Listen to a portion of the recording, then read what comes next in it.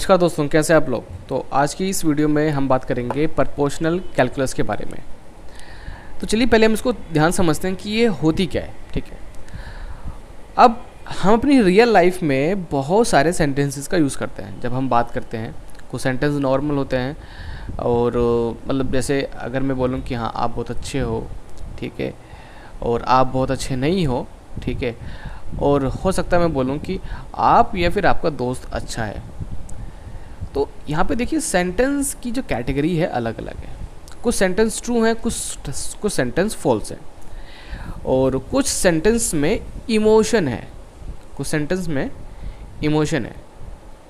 ठीक है, जैसे एग्जाम्पल तौर पे वाओ कितना बढ़िया घर है, ठीक है, और कुछ सेंटेंस से हमें एंगर आता है। तो अब आप लोग ये सोच रहे होंगे कि मैं इन सब सेंटेंसेस की मैं बात क्यों कर रहा हूँ। तो मैं बात इसलिए कर रहा हूँ क्योंकि जब हम बात करते हैं कंप्यूटर की, हम बात करते हैं आर्टिफिशियल इंटेलिजेंस की, तो जो कंप्यूटर है या फिर मशीन है वो हमारी इन स्टेटमेंट को कैसे रिप्रेजेंट कर सकता है, कैसे हम उसको शो कर सकते हैं, कैसे हम उसको बता सकते हैं।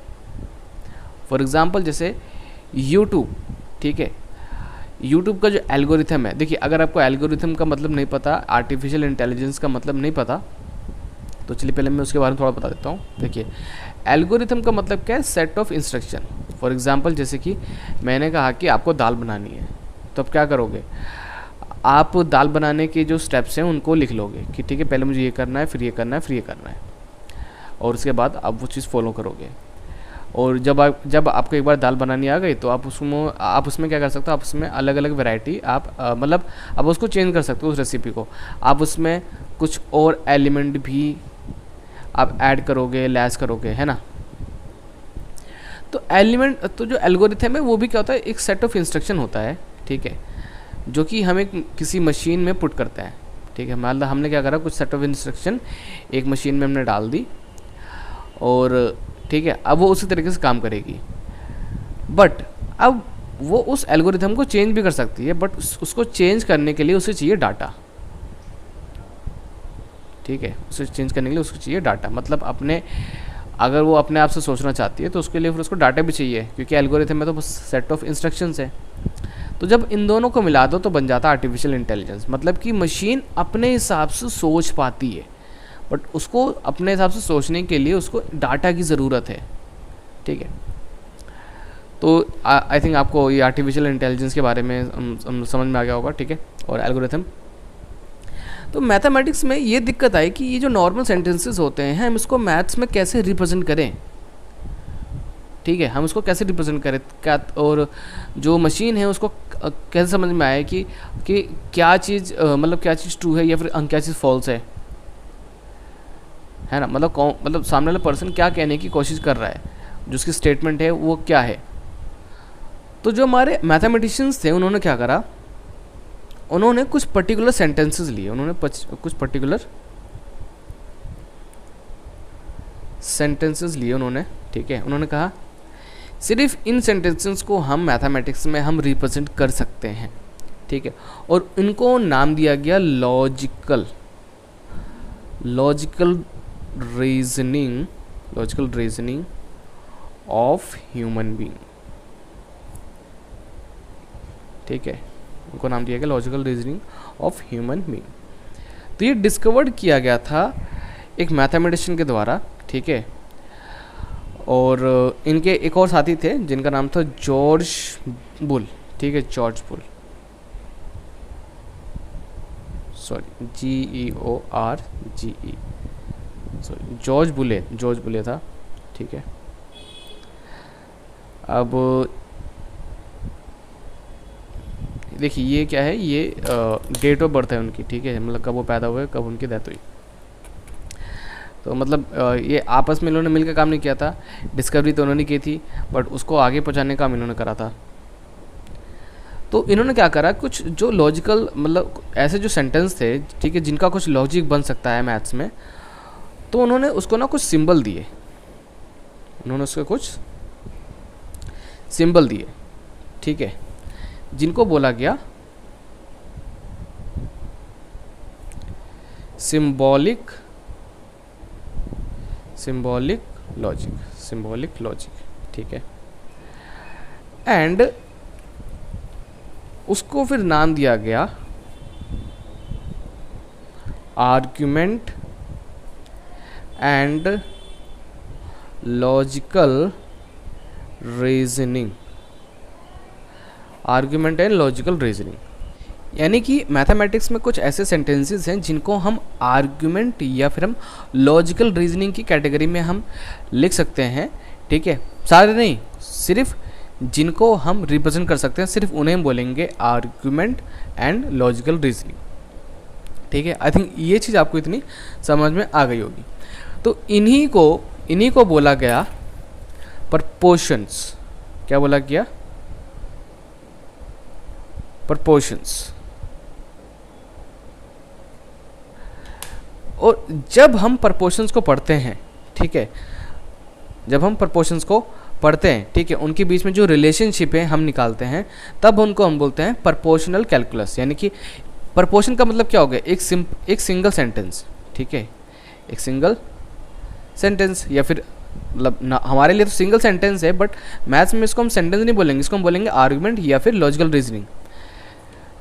तो जब हम एक सिंगल सेंटेंस और एक और सेंटेंस के बीच में जब हम कंपैरिजन करते हैं, ठीक है, जब हम कंपैरिजन करते हैं उनके बीच में जो रिलेशनशिप है हम वो पता करते हैं, तब फिर मिलके बनता है प्रपोर्शनल कैलकुलस। प्रपोर्शनल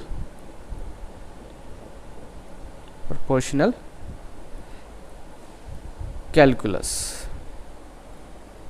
ठीक है। तो ये सारी जो कहानी है, आई थिंक ये आपको समझ में आई होगी। आप चाहे तो इसको राइट डाउन कर सकते हैं, ठीक है, और हो सके तो आप अपने वर्जन में लिख के देखें, तो तभी आपको ये सारी चीज़ें याद होंगी, ठीक है। अभी तो हमने सिर्फ एक ओवरव्यू लिया है, और जब हम दो आर्गुमेंट या फिर लॉजिकल रीजनिंग हम लेते हैं और उनके बीच में जब हम रिलेशनशिप को हम स्टडी करते हैं, तो उस स्टडी को हम एक टेबल से दिखाते हैं। उस टेबल का नाम होता है ट्रूथ टेबल। हम इसके बारे में अभी आगे पढ़ेंगे, ठीक है। तो यहाँ तक हमने जो फंडामेंटल्स हैं हमने बस हो जाना, ठीक है। सो इन शॉर्ट हम कह सकते हैं कि प्रपोर्शंस क्या है? Sentences which are acceptable in mathematical logic. And proportional calculus का मतलब क्या है? Logical relationship between proportions is called proportional calculus. अभी हो सकता है कि जो प्रपोर्शन है अभी आपके माइंड में ठीक से ना बैठा हो, ठीक है, बट आप टेंशन मत लीजिए। अभी मैं आपको कुछ एग्जांपल दिखाता हूँ जिनकी मदद से आपको प्रपोर्शन का जो मीनिंग है वो अच्छे से समझ में आ जाएगा, ठीक है। तो अब हमारी रियल क्लास शुरू हो रही है। अब हम सबसे पहले जानेंगे कि प्रपोर्शन क्या है। तो प्रपोर्शन सिंपल लैंग्वेज में सेंटेंस है, ठीक है, मतलब कोई आर्गुमेंट। बट यहाँ पर एक दिक्कत है कि ये आर्गुमेंट ऐसा होना चाहिए या तो वो यूनिवर्सली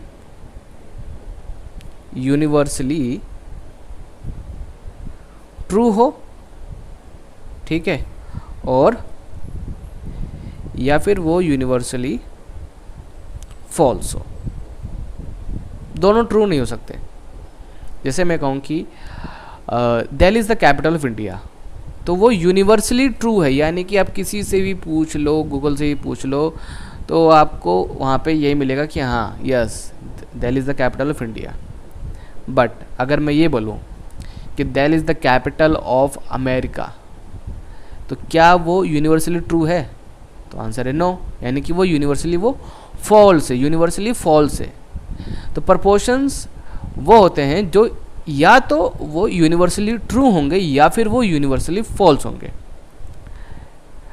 अब कौन से ऐसे सेंटेंसेस हैं जो इस कैटेगरी में नहीं आते? तो वो ऐसे हैं जैसे वॉच द फिल्म, ठीक है। तो ये क्या है? ये यहाँ पर देखिए, यहाँ पर ये सेंटेंस तो है बट ये प्रपोर्शन में आएगा ही नहीं, इसके अंदर काउंट ही नहीं होगा, ये इसमें आएगा नहीं और ये इसमें काउंट ही नहीं होगा। क्यों नहीं होगा? क्योंकि इनमें से कोई भी डिक्लेरेटिव सेंटेंस है ही नहीं। डिक्लेरेटिव सेंटेंस कौन से हैं, जैसे कि Delhi is the capital of India, तो वो क्या है, एक डिक्लेरेटिव सेंटेंस है, बट ये एक डिक्लेरेटिव सेंटेंस है ही नहीं।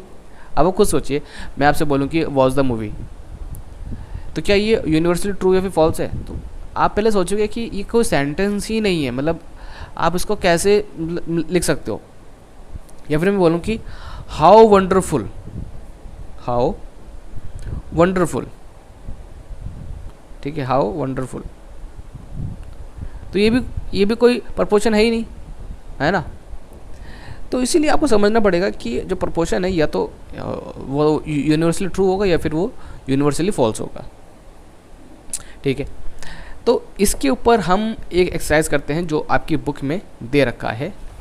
तो यहाँ पर हम एक एक्सरसाइज करने वाले हैं, इसमें हमें ये बताना है कि which of the following sentences are statements and what are the reasons for your answer. अब स्टेटमेंट होने के लिए इन सेंटेंसेस को या तो वो यूनिवर्सली ट्रू होना चाहिए या फिर वो यूनिवर्सली वो फॉल्स होना चाहिए।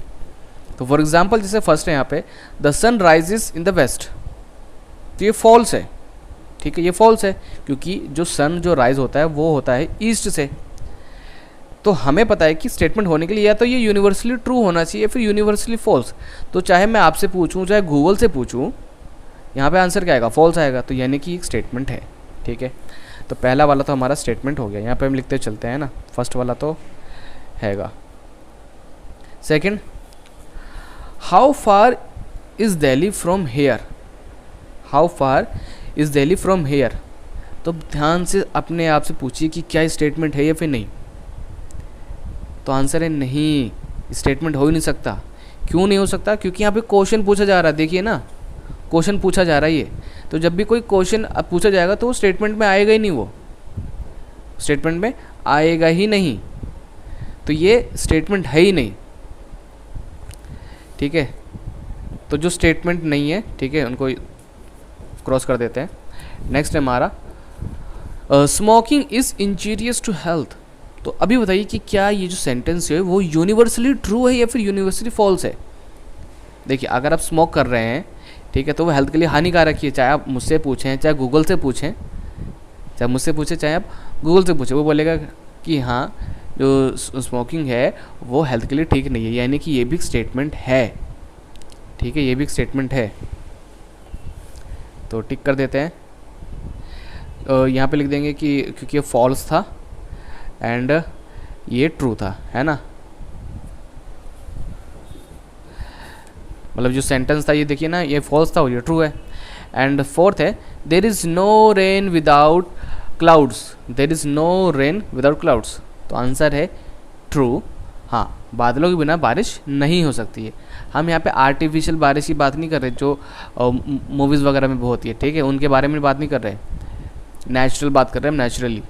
तो अगर आप चाहे छोटे से बच्चे से पूछेंगे या फिर आप गूगल से पूछोगे तो वो गूगल यही बोलेगा कि हाँ बादल के बिना बारिश नहीं होगी। तो ये भी क्या एक स्टेटमेंट है, ठीक है, क्योंकि ये यूनिवर्सली ट्रू है, ये ट्रू है, ठीक है। एंड फिफ्थ है हमारा, what is a beautiful day. तो ये कोई स्टेटमेंट है ही नहीं, ये क्या है, एक एक्सक्लेमेशन सेंटेंस है, एक्सक्लेमेशन, ठीक है ना, बोलते हैं ना वाओ वाओ, है ना। तो ये भी क्या एक एक्सक्लेमेशन है, मतलब यहाँ पे बात होती है ना फीलिंग्स की। तो ये कोई स्टेटमेंट नहीं है, ठीक है। She is an engineering graduates, ठीक है, she is an engineering graduates. तो यहाँ पे आपको सोचिए कि ये सेंटेंस अगर मैं आपसे पूछूँ या फिर किसी और से पूछूँ तो वो बता ही नहीं पाएगा, बोले कि मतलब समझ नहीं आ रहा। अब देखिए यहाँ पर अब दो चीज़ हो सकती हैं, मतलब कन्फ्यूज़न है कि हो भी सकता है और नहीं भी हो सकता, क्योंकि उस पर्सन के बारे में हमें एग्जैक्टली पता नहीं है कि वो एक्चुअल में है कौन। बस यहाँ पे इन्होंने वर्ड यूज़ करा शी, बट यहाँ पे अगर मैं राधा ही बोलूँ तब भी यहाँ पे कन्फ्यूज़न बनी रहेगी, क्योंकि राधा तो बहुत सारे हैं। हाँ, अगर मैं हमारे देश के जो प्रधानमंत्री उनके बारे में बोलूँ कि क्या वो एक इंजीनियर ग्रेजुएट हैं, तो वहाँ पे सिंपल सा यही आएगा कि हाँ कि ये यूनिवर्सली फॉल्स है, वो इंजीनियर नहीं है ना। तो यहाँ पे पर्सन यहाँ पे कंफर्म नहीं है, तो यहाँ पर ये हो भी सकता है और नहीं भी, तो यानी यहाँ पे ये स्टेटमेंट नहीं भी, मतलब ये पार्शली है भी और नहीं भी है। एंड सेवंथ, ये आपको समझना पड़ेगा और मुझे समझाना ही पड़ेगा। कह रहा है कि 2n+1, देखिए 2n+1 is an even number for infinitely many n। अब समझिए ये क्या कह रहा है, इससे 2n+n, ठीक है। तो अगर मैं इनको प्लस करूंगा ना, तो यहाँ पर जो मेरे पास नंबर आएगा वो एक इवन नंबर ही आएगा। एक इवन नंबर मतलब जो 2 से पूरा डिवाइड हो जाए, है ना। देखिए यहाँ पे लिखा है ना, इवन नंबर ही आएगा फॉर इन्फिनिटली मैनी n। तो देख समझिए, इन्फिनिटली मैनी n का मतलब क्या है कि n की वैल्यू में चाहे 1 रखूँ, 2 रखूँ, 3 रखूँ, रखते ही जाऊँ, यहाँ पे मेरा इवन ही आएगा इन दोनों को प्लस करने पे। जैसे अगर मैंने n मान लिया 1, तो यानी ये भी मुझे 1 लेना पड़ेगा। तब खुद सोचिए 2 की पावर 1 है, तो यानी 2 आ गया, 2 + 1 कितना आ गया 3। तो क्या ये इवन है? और क्या ये हमेशा इवन ही आता रहेगा? नहीं आएगा ना, हमेशा थोड़ा ना आएगा। तो यानी कि ये क्या है, ये यूनिवर्सली फॉल्स है। तो ये भी एक स्टेटमेंट है, यूनिवर्सली ट्रू होना चाहिए फिर यूनिवर्सली फॉल्स होना चाहिए, यानी कि ये स्टेटमेंट है, ठीक है। अब ये देखिए x + y = y + x for all x y जो कि बिलोंग करते हैं रियल नंबर को। देखिए यहाँ पर r का मतलब क्या, रियल नंबर। पहले मैं आपको बता देता हूँ कि रियल नंबर कौन से होते हैं। रियल नंबर वो नंबर्स होते हैं, रियल नंबर में सारे नंबर आ जाते हैं, चाहे वो प्लस के हों, माइनस के हों, ठीक है, और चाहे वो 0 हो, सारे नंबर आ जाते हैं। तो अब आप खुद सोचिए कि ये कह रहा है कि चाहे मैं x + y करूँ, चाहे y + x करूँ, दोनों इक्वल आएंगे अगर उनकी वैल्यू में कुछ भी ले लूँ, ठीक है। अब सपोज दैट मान लेते हैं x + y and y + x, ठीक है। अब मान लेते हैं कि मैं x लेता हूँ 1 और y लेता हूँ मैं 2। अब इनको पुट करता हूँ, तो यानी यहाँ पे 1 आ गया, सॉरी देखिए अब यहाँ पे 1 आ गया, मतलब x की वैल्यू 1 आ गई, y की वैल्यू 2 आ गई, और यहाँ पे y की वैल्यू 2, यहाँ पे 1। तो ये हमेशा फॉल्स, तो ये हमेशा क्या आएगी, ये सेम ही तो आएगी, क्योंकि देखिए x और y की वैल्यू लेनी है और वो दोनों वैल्यू यहाँ पे सेम होगी, सेम ही तो होगी। जो वैल्यू यहाँ लिखूँगा वही वैल्यू यहाँ पर होगी। तो चाहे मैं इसको आगे पीछे प्लस करूँ, चाहे मैं ऐसे प्लस करूँ, सेम ही तो आएगा। तो यानी कि यूनिवर्सली ये ट्रू है, ये यूनिवर्सली ये ट्रू है। इसका मतलब क्या है, बिलोंग, ठीक है। x y बिलोंग करते हैं r को, r मतलब नेचुरल नंबर को, सॉरी रियल नंबर को। ये जो आपकी बुक है यहाँ पे स्टार्टिंग में दे भी रखा है, देखिए ये रहा the set of real numbers. अभी इस सेट के बारे में अगर आपको नहीं पता तो जो सेट वाली वीडियो है ना वो देख लीजिए आप, ठीक है, कि सेट एक्चुअल में क्या होता है। मतलब वो जो सेट वाला जो चैप्टर है ना वो आपके आगे वाली यूनिट्स में है,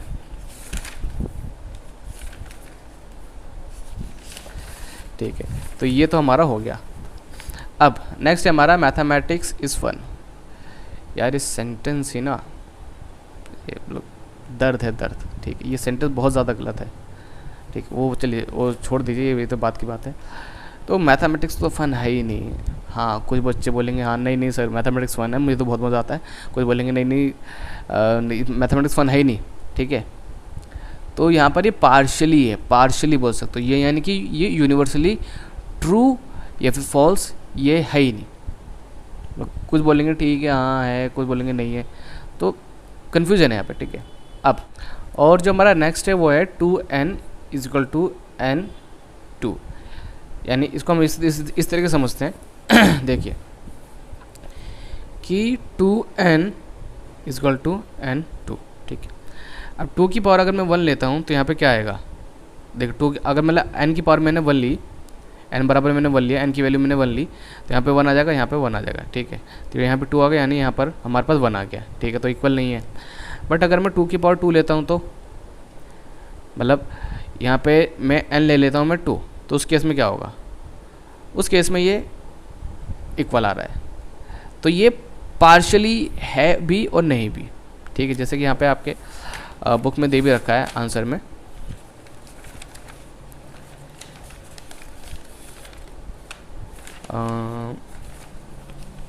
ये रहा, ठीक। देखिए कि 10 जो है वो will only be a statement if the values and x is are given, ठीक है। मतलब ये स्टेटमेंट हो सकता है कि जब n की वैल्यू आपको दे रखी हो, ठीक है। जब आपको n की वैल्यू दे रखी हो तभी ये स्टेटमेंट पॉसिबल है, मतलब कि अभी हम कह सकते हैं कि जो ये जो है ये हमारा स्टेटमेंट नहीं है, क्योंकि यहाँ पे n की वैल्यूज़ है ही नहीं। और अगर मैं रख भी रहा हूँ तो कभी आ भी रहा है, कभी नहीं भी आ रहा है, ठीक है। तो अगर n की वैल्यू हमें एग्जैक्ट पता होगी तभी ये पॉसिबल है, अदरवाइज नहीं, ठीक है। तो यानी कि यहाँ पे हमारा जो फर्स्ट है वो एक स्टेटमेंट है, एंड थर्ड स्टेटमेंट है, और जो हमारा फोर्थ है वो स्टेटमेंट है, और हमारा सेवन्थ स्टेटमेंट है, और एट्थ स्टेटमेंट है, बस। बाकी उसके अलावा और कोई भी स्टेटमेंट नहीं है। अब देखिए इन्होंने आगे बता रखा है कि जो वैल्यू ट्रू होती है उसको हम टी से डिनोट करते हैं, और जो वैल्यू हमारी फॉल्स होती है, यानी जो स्टेटमेंट जो प्रपोर्शन हमारा फॉल्स होता है उसको हम डिनोट करते हैं एफ से। तो यहाँ पर E2 में देखिए, यहाँ पे ये बोला गया है था give the truth values of the proportions in E1, मतलब इसमें जो हमने सॉल्व करे थे जितने भी ट्रू थे, ठीक है ना, जितने भी ट्रू थे हमें उनको वैल्यूज़ देनी है। तो यानी कि ये फर्स्ट हो जाएगा हमारा ट्रू, यानी यहाँ देखो उसके आगे लिख देंगे, ठीक है। यहाँ पे मैं यहाँ पे लिखूँगा, बट आपको लिखते हुए चलना है। चलो मैं यहाँ लिख देता हूँ ना साइड में। तो पहला वाला जाएगा हमारा 2, यानी टी लिखना है, और थर्ड वाला भी हमारा क्या है, ट्रू है, यानी टी लिख दूंगा मैं। एंड तो यानी सेकंड वाला हमारा क्या होगा, अच्छा ये तो है ही नहीं, मतलब स्टेटमेंट ही नहीं है ना, हमें खाली ट्रू की बतानी है ना। एक मिनट, सिर्फ ट्रू की बतानी है तो ये तो पहला ट्रू होगा ही नहीं। पहला तो हमारा क्या हो जाएगा, पहला हो जाएगा हमारा फॉल्स, एंड थर्ड है हमारा ट्रू, फोर्थ भी हमारा ट्रू है तो हम टी लिख देंगे, एंड ये तो 6 है ही नहीं हमारा, हमें 7 लेना है, 7। तो 7 हमारा क्या है,